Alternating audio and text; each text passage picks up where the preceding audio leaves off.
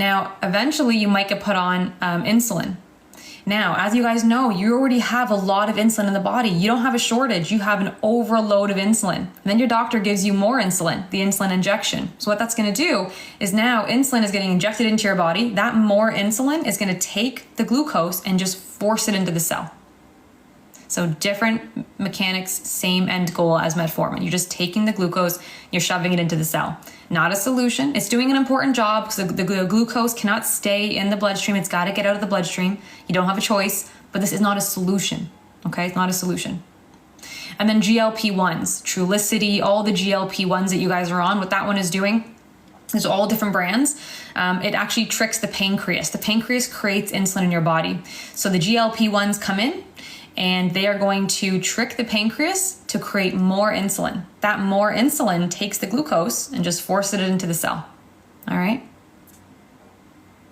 So that's what those meds are doing. Not solutions, stay on them, but we're gonna talk about solutions at the end of this live, and you guys can pick if you guys wanna do with the other solutions to actually get rid of the insulin resistance. But as you can see, none of these are addressing insulin resistance, and it is biologically impossible to get rid of diabetes unless you get rid of insulin resistance first. So these are not solutions. You cannot reverse diabetes with these medications because none of them address insulin resistance.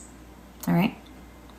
Okay, so let's move forward. I'm going to answer a couple questions, and then I'm going to talk about blood pressure, cholesterol, all the other stuff, and then we're going to get into solutions. Okay.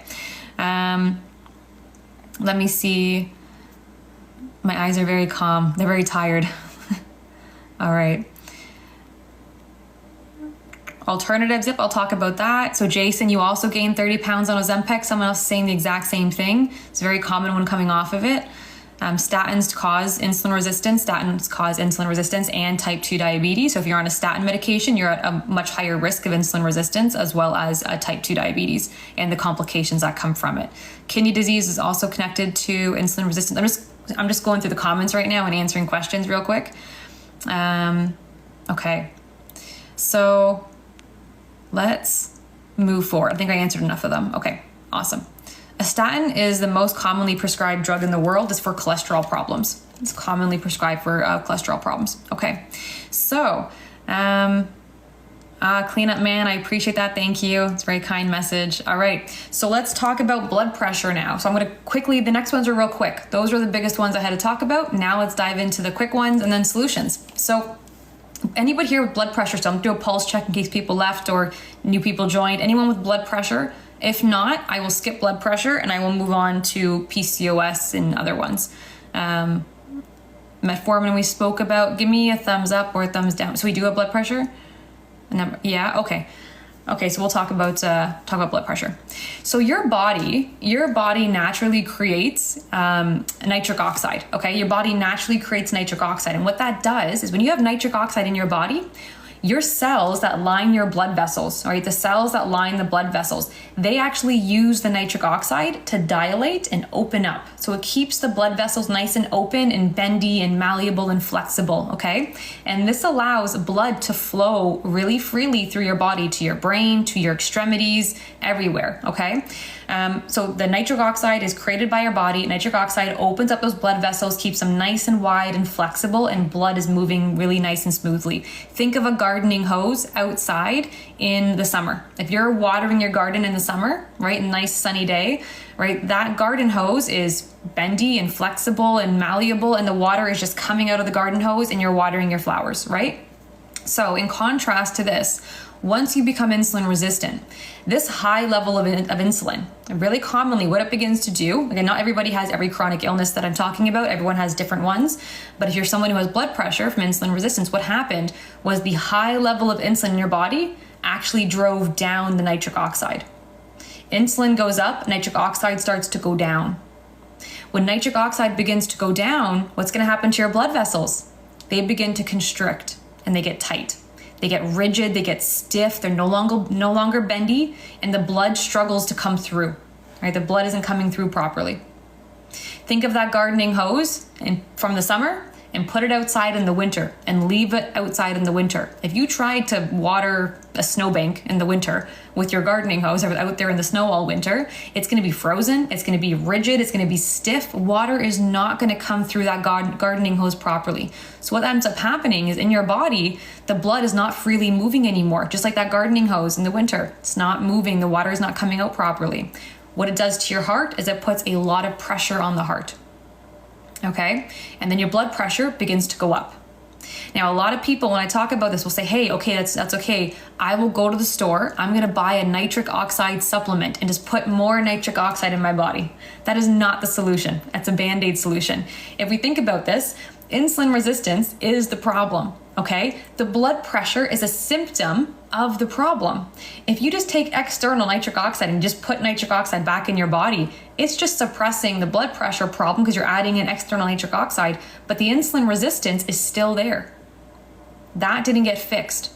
And you're going to continue down the path of having insulin resistance and lead to heart attack, stroke, cardiovascular disease, and Alzheimer's, diabetes, PCOS, all the different problems that come from insulin resistance. If you have a blood pressure problem, don't take a supplement like that. Fix the insulin resistance if it's being driven by that, okay? All right, so that's blood pressure. I'm just gonna scroll real quickly. Any questions on the blood pressure piece? They put 2 stents in. Okay, so we have some people here who are experiencing insulin PCOS. I'll talk about PCOS next. That's gonna be next. Switzerland. You just had so Dave Victory had a heart attack. Do you have any of the other symptoms of insulin resistance that I talked about? I went through a big list earlier. I don't know if you missed it. I can go through it again for anybody who missed it afterwards. But okay, so that one looks good. So let's move forward. So fatty liver.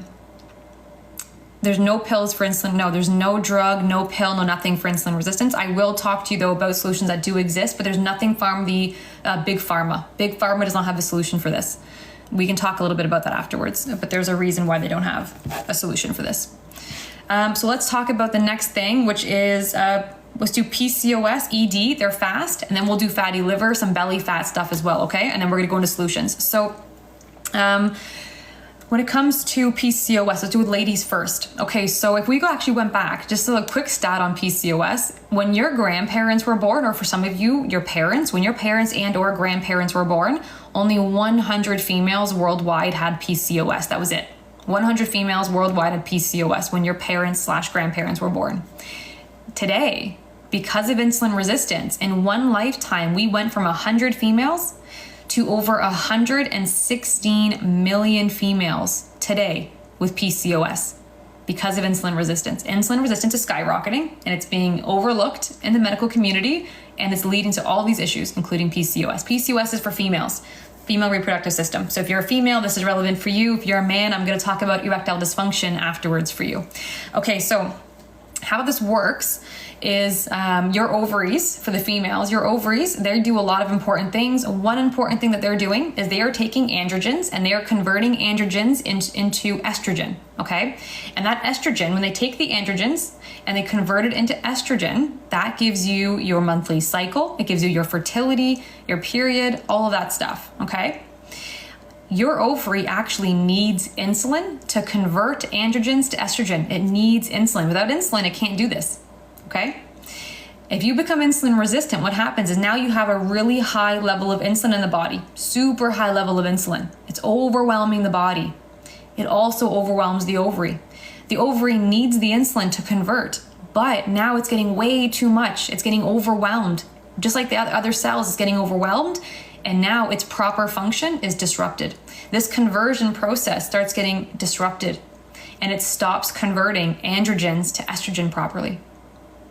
And so now the hormones can kind of go all over the place, but you often can see estrogen go down, testosterone, androgens go up.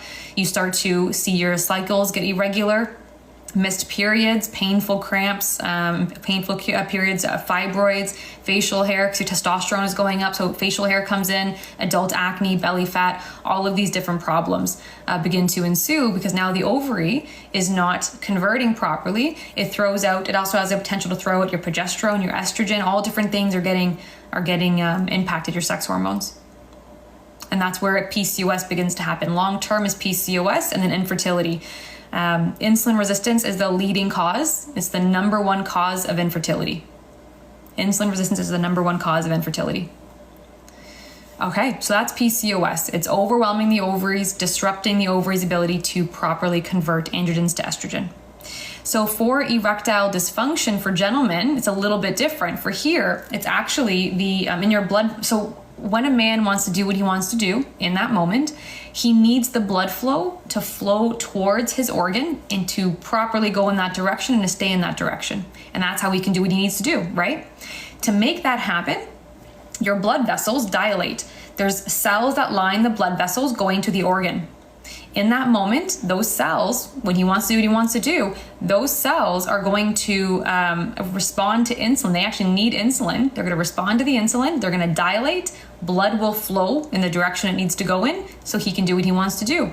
Once you become insulin resistant, these cells stop responding to the insulin. So now in that moment, they're not going to dilate. If they don't dilate, the blood vessels don't dilate, the blood doesn't flow, and erectile dysfunction problems begin. I work with a lot of 20-year-olds, 19-year-olds with erectile dysfunction because insulin resistance is affecting even children, right? Very young children, 10-year-olds, 11-year-olds, 4-year-olds, very young children, but also teenagers. So at a very young age, we're seeing a lot of men affected by ED, and a lot of females with PCOS. It's hitting both at very young ages. Okay. So that's PCOS and ED. Let's talk about the very last thing and then solutions. All right. So when it comes to, so testosterone plummeted. Yes. So low testosterone in gentlemen, very common alongside a high A1C because insulin resistance. So that's the underlying issue with insulin resistance. All these things I'm talking about are symptoms. Right? Everything's getting disrupted. So your A1C begins to become a problem. Your testosterone begins to get impaired and come down. Cholesterol problems begin to happen. All these different things begin to happen. It's rooted in the insulin resistance. Okay, so let's dive into the last one. I'm going to cover a lot of stuff in one go, okay? One go. To help me do this, I'm going to ask you guys to answer some questions for me, and it's going to help me kind of go through this in a bundled fashion. Who here, if you're experiencing cholesterol problems, put a 1 in the chat. Thanks, Steve. Put a 1 in the chat if you're experiencing cholesterol problems. High bad cholesterol, low good cholesterol. So all these 1s are coming in. Bunch of 1s. If you are also experiencing, so a whole bunch of 1s, thank you guys, a ton of 1s. If you're also experiencing triglycerides, high triglycerides, put a 2.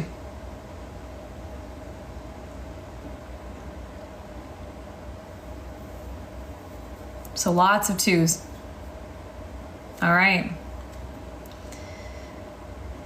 Thank you guys. If you guys are also experiencing belly fat, put a 3. Put a 3 in the chat if you also have belly fat.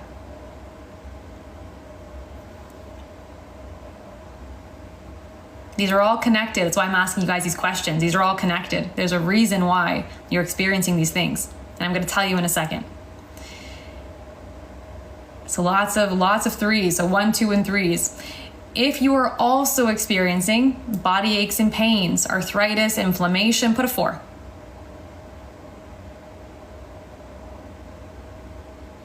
There we go.